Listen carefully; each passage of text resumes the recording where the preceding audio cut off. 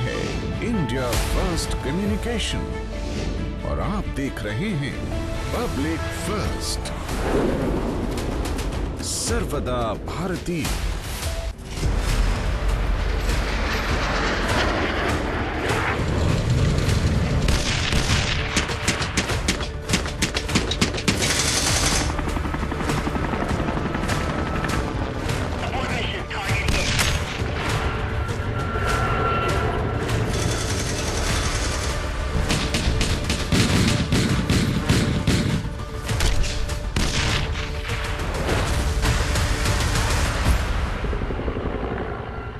नमस्कार, मैं हूं आशुतोष और आप देख रहे हैं पब्लिक फर्स्ट, सर्वदा भारतीय। परमाणु बमों के जखीरे में हमारा पड़ोसी मुल्क पाकिस्तान, जहां पे खाने के लाले पड़े हुए हैं, लेकिन परमाणु बम बनाने में भारत से आगे निकल चुका है। जी हां, पाकिस्तान के पास जो परमाणु बमों का जखीरा है वो भारत के परमाणु बम के जो जखीरे से काफी ज्यादा है। यही नहीं, हमारा दूसरा दुश्मन मुल्क चीन, वो तो हमसे कई छलांग आगे है। हाल ही में प्रकाशित हुई स्टॉकहोम की जो रिपोर्ट आई है, उसमें जो टॉप के जो देश हैं जिनके पास परमाणु बमों का जखीरा है, उसमें रूस के बाद अमेरिका, चीन और पाकिस्तान तक का नाम है और भारत इसमें काफी पीछे है। आखिर सवाल उठता है कि भारत की क्या सुरक्षा तैयारियों में ये एक बड़ी और गंभीर चूक नहीं है? और क्या भारत, क्योंकि इस तरह की जो रिपोर्ट्स है किसके पास कितने परमाणु बम हैं वो पूरी तरह से खुलासा हो नहीं पाता है, तो क्या ये जो आंकड़े सामने आ रहे हैं वो वाकई में जिस पे भरोसा किया जा सकता है वो ये आंकड़े हैं? तो इन तमाम पहलू हम चर्चा करेंगे। हमारे साथ मेजर जनरल प्रकाश त्रिपाठी जी जुड़ रहे हैं। जनरल साहब, बहुत बहुत स्वागत है आपका। जय हिंद सर। जय सर, आपसे समझना चाहेंगे, आखिर भारत ने इंदिरा गांधी जी के ज़माने में 1974 में परमाणु विस्फोट किया था, उसके बाद 1998 में परमाणु विस्फोट किया अटल जी के प्रधानमंत्रित्व काल में, लेकिन इसके बीच में और इसके बाद एक लंबा अरसा हो गया जब भारत ने बड़ा परमाणु परीक्षण नहीं किया है। भारत के परमाणु बमों के जखीरे, जो अभी रिपोर्ट आई है, वो भी ये दर्शाती कि भारत इसमें काफ़ी पीछे है। आप किस तरह से देखते हैं इसे? सबसे पहले बात मैं बताना चाहूंगा कि जो न्यूक्लियर वेपन्स हैं या जितने आप न्यूक्लियर हेड्स कोई देश कितने हैं, ये सही शक्ति का, देश की मिलिट्री शक्ति का संकेत नहीं दे सकता, क्योंकि न्यूक्लियर वेपन्स डिटरेंस के लिए बनाए गए हैं, ना कि युद्ध लड़ने के लिए। हमने 74 में इंदिरा जी के अंदर फिजन टाइप के बॉम्ब का एक्सपेरिमेंट किया था और फिर वाजपेयी जी के अंदर हमने फ्यूजन और फिजन दोनों का किया था। हमने ना तो एनपीटी में सिग्नेचर किया है, ना तो सीटीबीटी में सिग्नेचर किया है, और हम एज ए कंट्री इंडिपेंडेंट हैं अपनी न्यूक्लियर पॉलिसीज को बनाने में और उनके रख रखाव और मेंटेनेंस के लिए। यद्यपि जैसा आप कह रहे हैं कि हम 7वें नंबर पर हैं 9 में से नंबर ऑफ वॉर हेड्स पर, लेकिन हमारे पास सफिशिएंट फिसाइल मटेरियल है कि जरूरत पड़ने पर हम अधिक बॉम्ब बना सकें। ये सब बात आगे बढ़ाने के पहले मैं आपको अपने देश की न्यूक्लियर डॉक्ट्रिन बताना चाहूंगा। भारत की न्यूक्लियर डॉक्ट्रिन ये है कि हम किसी भी देश पर पहले न्यूक्लियर वेपन नहीं इस्तेमाल करेंगे, जबकि पाकिस्तान की पॉलिसी इससे विपरीत है। उनका ये मानना है कि हम पहले इस्तेमाल करेंगे यदि भारत या कोई अन्य देश उन पर हमला करता है। भारत का पहले इस्तेमाल न करने के साथ साथ ये भी एक पॉलिसी है, साथ में वही लाइन बढ़ती है कि हम सेकंड स्ट्राइक करेंगे, और जब करेंगे तो उसका इफेक्ट इतना होगा कि दुश्मन का भारी नुकसान होगा और खड़ा नहीं हो पाएगा। तो हमारे पास इतना जो न्यूक्लियर जो फैसिलिटीज हैं, लाइक जहाँ पे हम पावर जनरेट करते हैं, तो हमारे पास फिसाइल मटेरियल इतना पूर्ण मात्रा में है या अधिक मात्रा में है, जो कि प्लूटोनियम है और एनरिच्ड यूरेनियम है, कि जरूरत पड़ने पर हमारे जो अभी हथियार आप करीब 156 सिपरी ने निकाला है, स्टॉकहोम बेस्ड जो ये एजेंसी है, उससे कहीं ज्यादा जरूरत पड़ी तो हम बना सकते हैं। तो इसमें किसी को चिंता करने की जरूरत नहीं है कि भारत किसी से पीछे है। भारत अपनी बनी बनाई नीतियों पर चल रहा है और जरूरत पड़ने पर अच्छा खासा जवाब देगा यदि भारत पर कोई आक्रमण, न्यूक्लियर आक्रमण करता है। चीन की भी पॉलिसी यही है कि वह पहले किसी भी देश पर न्यूक्लियर हथियार नहीं चलाएगा, और जिन देशों के पास हथियार नहीं है उन पे भी वो न्यूक्लियर हथियार नहीं है उन पे भी न्यूक्लियर वेपन नहीं चलाएगा। इसलिए हमें किसी भी तरह से चिंता करने की जरूरत नहीं है। हम अपनी जो कन्वेंशनल मिलिट्री है उसको बहुत मजबूत किए हैं, उसे हम मॉडर्नाइज किए हैं, और आज पाकिस्तान तो हमारे सामने कुछ नहीं है। चीन जो कन्वेंशनल स्ट्रेंथ में हमसे डबल नंबर पर है स्ट्रेंथ में, वो भी आज घबराया हुआ है, क्योंकि हमारी जो नीतियां हैं और जो लीडरशिप है, वेपन्स का मॉडर्नाइजेशन है, वो बहुत अच्छे तरीके से चल रहा है। हमारी जो युद्ध की तैयारियां हैं बहुत हाई लेवल पर हैं। इसलिए भारतीय हमारे देशवासियों की किसी भी प्रकार की ये जो रिपोर्ट आई है इससे चिंता करने की जरूरत नहीं है। जिस तरह से अगर हम जखीरों की बात करते हैं तो रूस इसमें काफी आगे निकला हुआ है, अमेरिका से भी काफी आगे है। पिछली अगर रिपोर्ट को हम देखते हैं, रूस के पास पिछली रिपोर्ट के मुताबिक 6255 जो है परमाणु हथियार यहाँ पर मौजूद हैं। इसके अलावा हम अमेरिका की बात करें तो 5550 अमेरिका के पास परमाणु हथियार है। चीन भी अब लेटेस्ट रिपोर्ट में तो हालांकि 410 जो है उसके हथियार हो चुके हैं। फ्रांस भी उसके पीछे नहीं है, 290 और 300 के आसपास उसके पास भी परमाणु हथियार हैं। और ब्रिटेन भी 225 हथियारों के साथ जो है होड़ में बना हुआ है। वहीं दूसरी ओर हमारा जो छोटा सा मुल्क है पाकिस्तान, जहाँ पे खाने के भी लाले पड़े हुए हैं, उसके पास 165 हथियार हैं। भारत और इजराइल उसके बाद उसका नंबर लगता है। तो सवाल ये उठता है कि सर, क्योंकि क्या वजह है कि भारत का कहीं ना कहीं कोई राजनीतिक इच्छा शक्ति में कमी है, या भारत को लगता है कि नहीं इतने परमाणु हथियार के मौजूदगी हमें ज़रूरत नहीं है? क्योंकि जिस तरह से इंटरनेशनल वॉरफेयर में परमाणु हथियार जिसके पास जितना बड़ा जखीरा होता है वो एक बड़ी उपलब्धि के तौर पर देखा जा रहा है। अभी रशिया ने बेलारूस की तरफ जो है काफ़ी परमाणु हथियार को ट्रांसफ़र किया है, तो वो एक स्ट्रेटेजिकली बड़ा मूव यहाँ पर कहा जा रहा है, क्योंकि उसके बाद इतने परमाणु हथियार है कि उसमें कुछ को भी अगर वो दूसरी जगह लोकेट कर रहा है तो उसमें दुश्मन पे एक दबाव वहाँ पर हो रहा है। अभी उसने उसका इस्तेमाल भले ही ना किया हो, लेकिन जंग में जो है माइंड गेम का बहुत ही बड़ा रोल रहता है, अहम रोल रहता है। तो आपको नहीं लगता कि भारत सरकार को भी इस पर ध्यान देना चाहिए? जैसा कि आपने कहा कि न्यूक्लियर वेपन्स का मुख्य इस्तेमाल किया जाएगा दबाव बनाने के लिए, तो भारत के जो मेन दो पड़ोसी हैं पाकिस्तान और चीन, यदि आप देखेंगे तो पाकिस्तान कुछ ही नंबरों से 10 हथियार इनके पास ज्यादा हैं और चीन के पास करीब 350 हथियार हैं। चीन की जो आधुनिक लड़ाई की तैयारी चल रही है उसमें साइबर वॉरफेयर है, स्पेस वॉरफेयर है, जो कि लड़ाई ड्रोन से और इन्हीं के माध्यम से होगी। तो उसके लिए देखिए हमारी जो सरकार है अभी हमारे एयर स्पेस एजेंसी बनाई है जिससे हम साइबर वॉर लड़ सकेंगे, और साथ में इस दूसरे भी नए नए छोटे छोटे और इम्पोर्टेंट ऑर्गेनाइजेशन तैयार कर रही है जिससे आधुनिक युद्ध को हम लड़ सकें।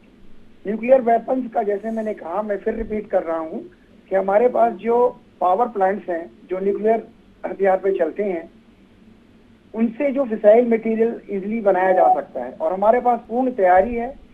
करीब आप 150 हथियार तो सिपरी मानती है कि हमारे पास हैं, लेकिन मामला ये सीक्रेट है, कोई भी देश कभी इसको खोल कर नहीं बताता कि हमारे पास कितने हथियार हैं। तो सही इसका अनुमान लगाना किसी के लिए भी संभव नहीं है, ये गुप्त रखा जाता है।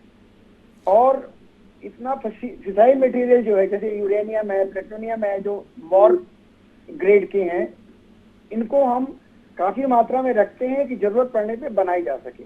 तो सिर्फ ये दबाव बनाने के लिए इस्तेमाल किया जाएगा, जो कि अभी आपने बताया कि रशिया यूक्रेन पे दबाव बनाने के लिए मूव कर रहा है अपने न्यूक्लियर वेपन्स। लेकिन किसी भी सबका जितने भी मतलब मैं समझूंगा समाज, सभ्य समाज के प्रेसिडेंट है, प्राइम मिनिस्टर है या देश की सरकारें हैं, न्यूक्लियर वेपन का हथियार बहुत सोच समझ कर करेंगी, तकरीबन ना के बराबर इसकी आशंका है।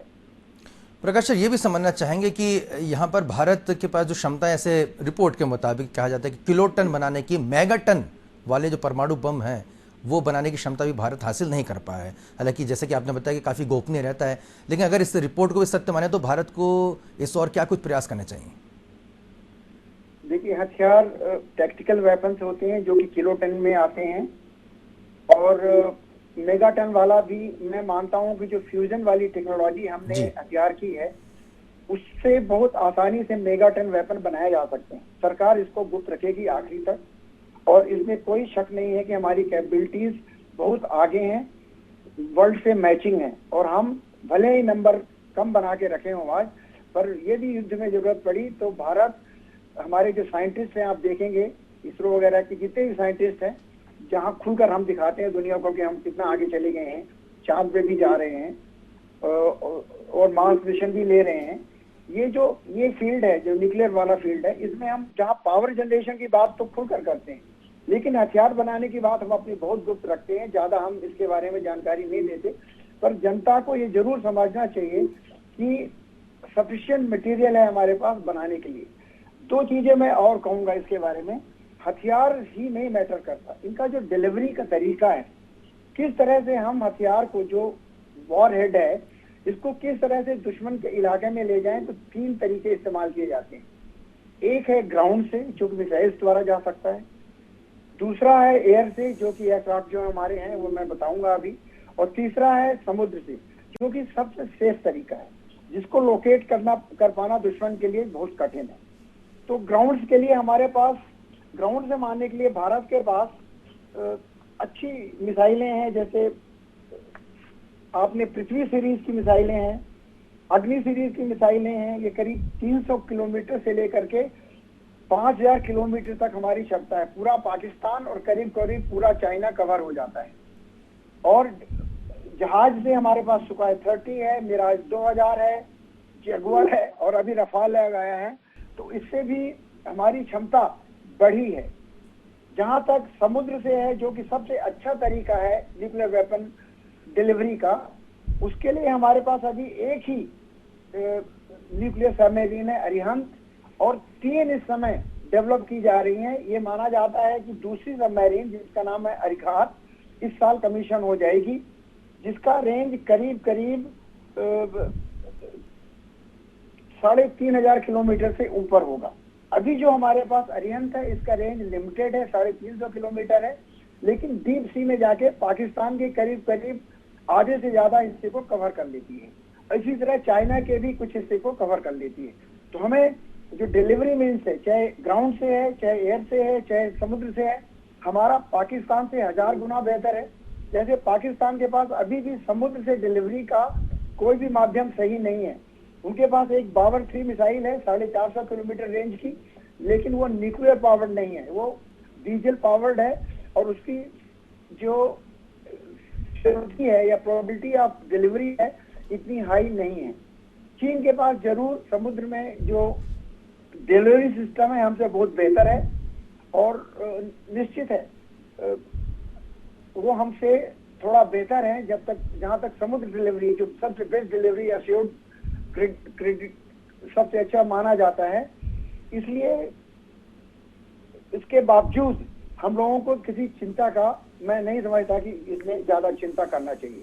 प्रकाश जी, किसी भी न्यूक्लियर वेपन की टेस्टिंग बहुत ही महत्वपूर्ण होती है। हमने पोखरण में देखा था कि किस तरह से भारत के पूर्व प्रधानमंत्री जी ने भी टेस्ट किया।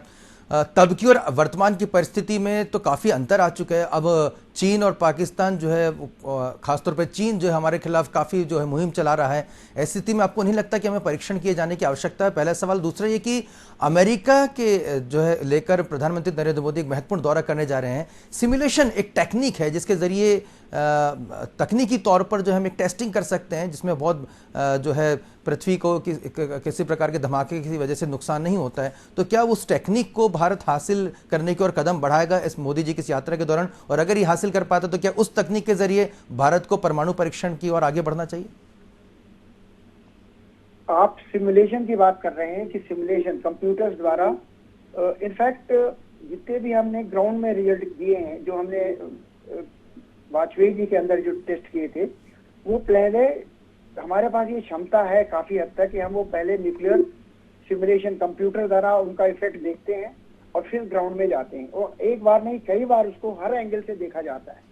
ये भी आप जो सही कह रहे हैं कि अमेरिका के पास बेहतर सिमुलेशन टेक्निक्स हैं, और निश्चित है कि यदि ये एक डील में बात आ जाती है तो देश को उसका फायदा होगा। फायदा होगा। एक महत्वपूर्ण जिम्मेदारी आपने निभाई है भारतीय फौज में, और आप मेजर जनरल रहे हैं सर।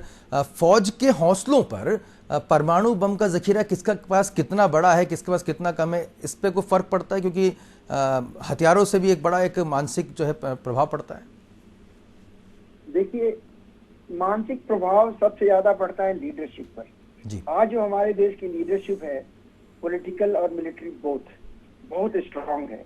पहली बार पिछले 8-9 सालों से फौज को खुला हाथ मिला है दुश्मन को जवाब देने का। अभी तक पाकिस्तान या चीन कुछ करते थे तो हमें दिल्ली से हुक्म देना पड़ता था, और ज्यादातर सहनशीलता और टॉलरेंस की बातें बताई जाती थी। आज ये है कि नहले पे दहला ठोको। यदि पाकिस्तान तो कहीं हिम्मत ही नहीं कर रहा। चीन को भी देखेंगे कि चाहे वो डोकलम की कहानी हो, आप देखा है, हमारा एक सैनिक उनके 10 सैनिक के बराबर है।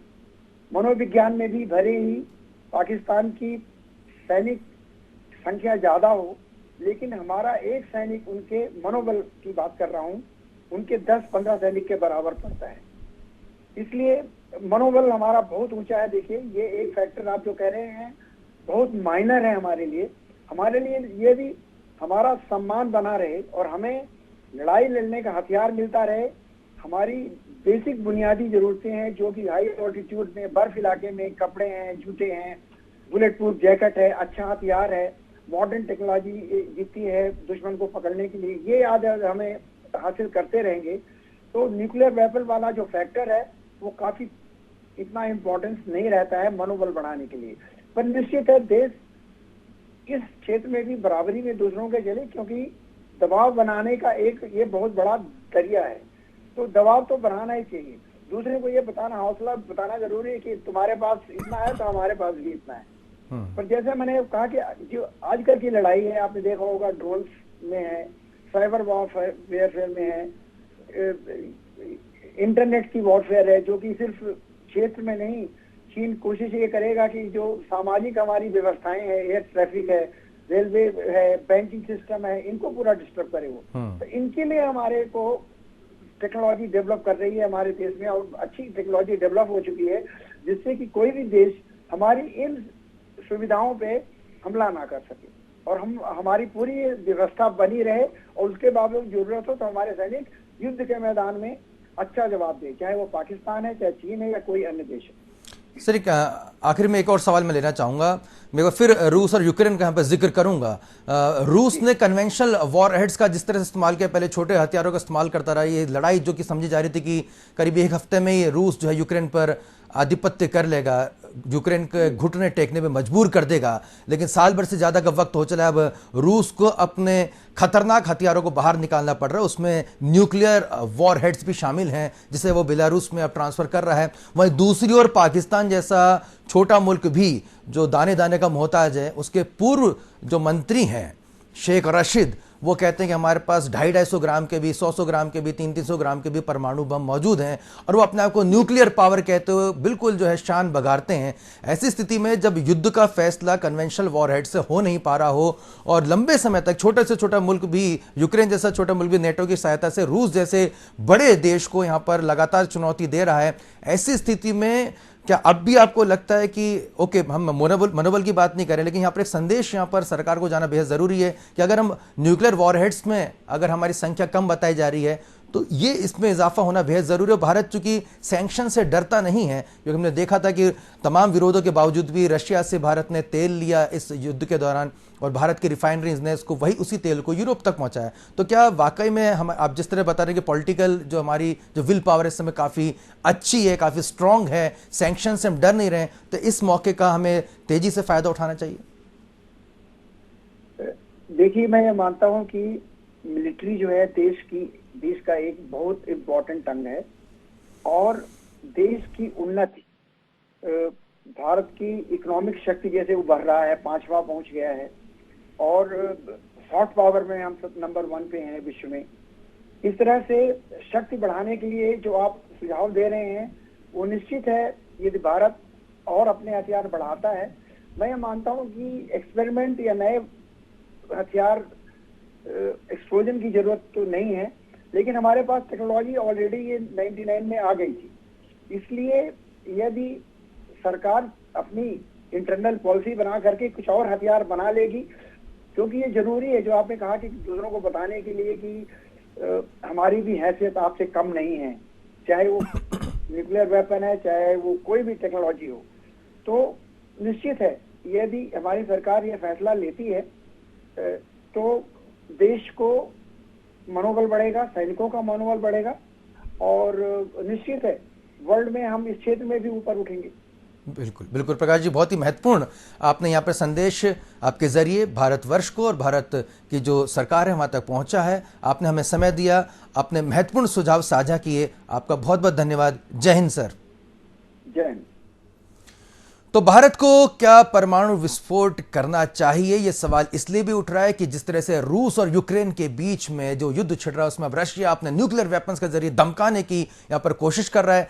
पाकिस्तान के पास भी हमसे ज्यादा जो है परमाणु हथियार मौजूद हैं और ऐसी स्थिति में नरेंद्र मोदी की ये जो मजबूत सरकार है जो कि हर मोर्चे पर भारतीय सेना को मजबूत करने के इरादे से दिखाई दे रही है, चाहे हमें CDS की हम बात करें, कंबाइंड जो फोर्सेज हैं उसको एकीकृत करने की हम बात करें, चाहे SU-400 जैसे आधुनिक जो है वेपन्स की हम बात करें, चाहे हम राफेल की हम बात करें, भारत सरकार लगातार सेना के आधुनिकीकरण पर ध्यान दे रही है।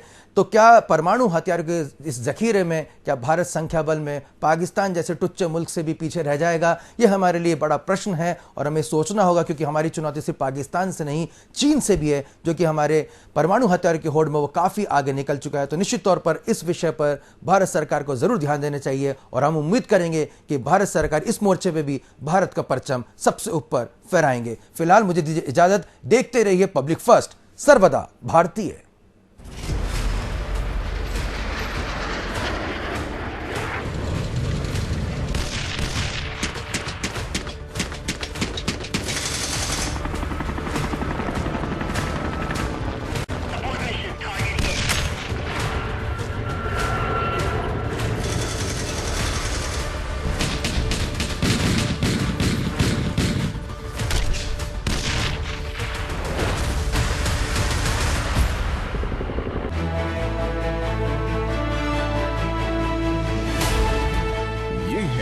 इंडिया फर्स्ट कम्युनिकेशन और आप देख रहे हैं पब्लिक फर्स्ट,